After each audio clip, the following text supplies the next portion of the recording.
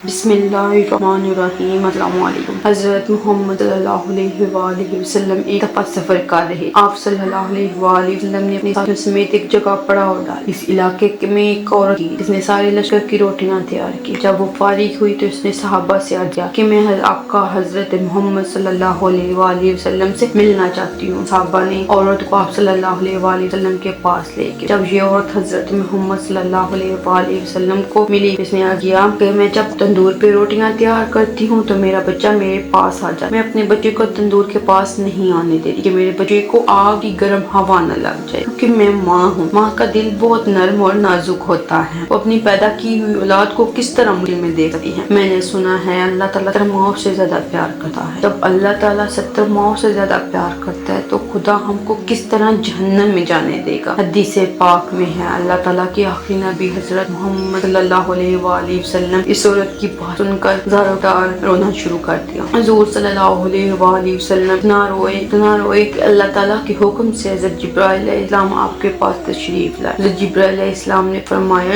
یا رسول اللہ تعالیٰ کا حکم ہے اس عورت کو فرما دے اللہ نے ان پر ظلم نہیں کیا، انہوں نے اپنی جانوں پر خود ظلم کیا ہے۔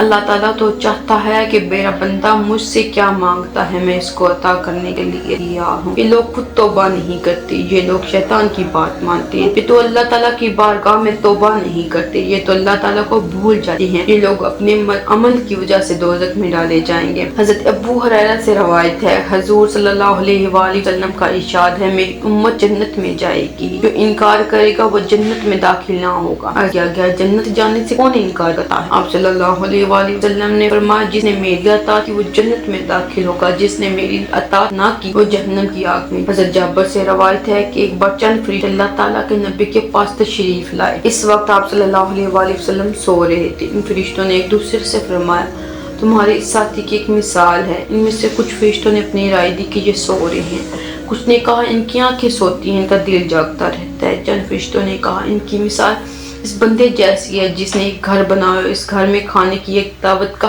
انتظام کیا اور ایک بلانے والے کو بھیجا، تو جس نے اسے بلانے والے کی بات مانی وہ گھر میں آ گیا اور اس دعوت میں سے کھانا کھایا۔ جس نے اس کے بلانے والے کی بات نہ مانی تو ظاہر ہے نہ وہ گھر میں آئے گا نہ کچھ کھانے پینے کو ملے گا۔